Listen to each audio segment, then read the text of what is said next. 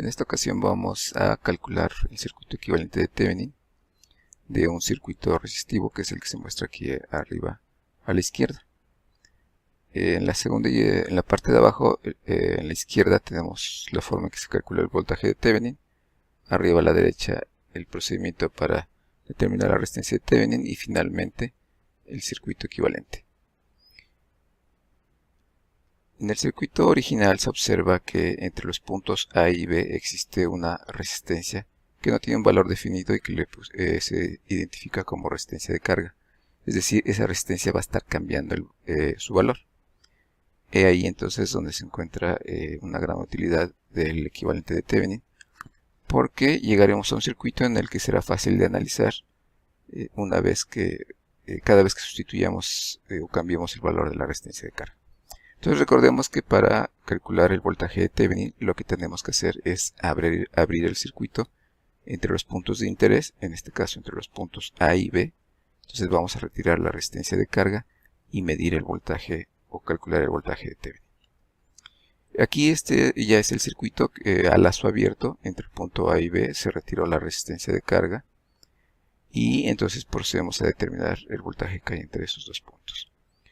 Nos damos cuenta que por las características del circuito, pues lo podemos hacer fácilmente. Esta corriente en la resistencia de un ohm, pues la determinamos a partir de la ley de corriente de Kirchhoff que aplicamos en el nodo 1, dado que la corriente que se incorpora a ese nodo por la izquierda es de 2 amperes, la que abandona ese nodo es de 4 amperes. Entonces, de ahí que por ley de corriente de Kirchhoff, la corriente que circula por esta resistencia pues tiene que ser 2 amperes, también aportando hacia el nodo 1. Entonces, bueno, aplicamos ya una ley de voltaje de Kirchhoff del nodo 0 al nodo 1, del nodo 1 al nodo 2 y del nodo 2 nuevamente al nodo 0 para poder entonces calcular el voltaje de Thevenin. Nos damos cuenta que el voltaje de Thevenin corresponde al voltaje que está del nodo 2 al nodo 0. Bueno, entonces tenemos nuestro punto inicial. 2 amperes por 1 ohm son 2 volts. 4 amperes por 2 ohms son 8 volts. Y nuestro voltaje conocido, que es el voltaje Thevenin.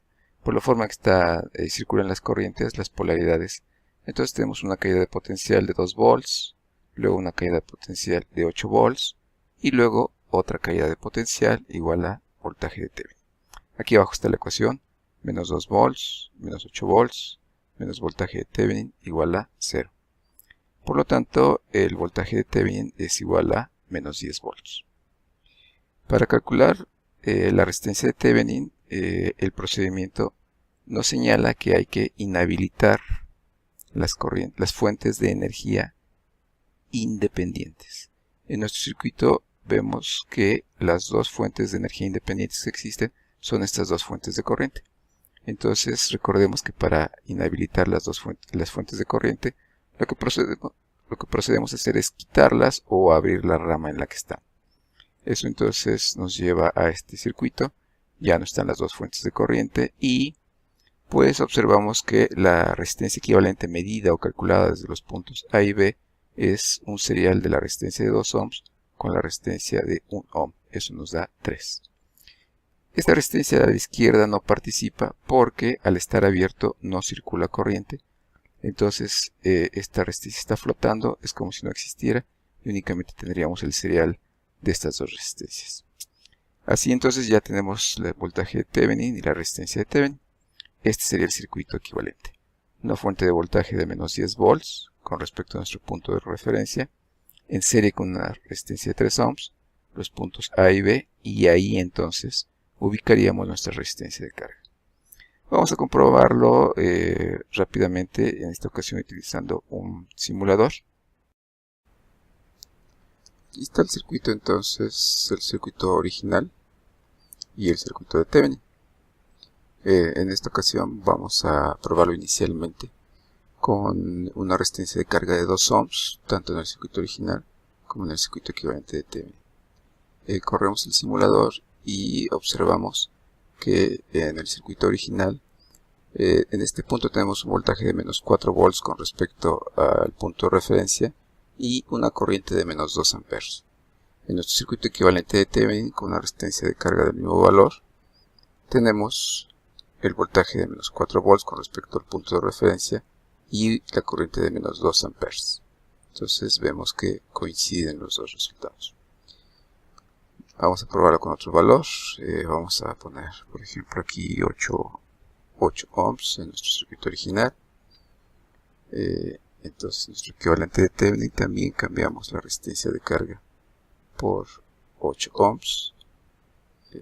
Detenemos nuestra simulación, pedimos que lo ejecute nuevamente y observamos entonces el cambio en la respuesta, pero se manifiesta tanto en el circuito original como en el circuito equivalente de Thevenin.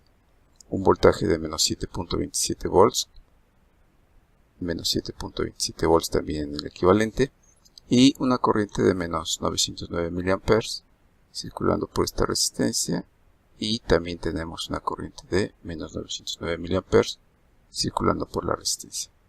Un último ejemplo, vamos a sustituir ahora este valor por esta resistencia de carga por un valor más grande. Vamos a poner, por ejemplo, 85 ohms.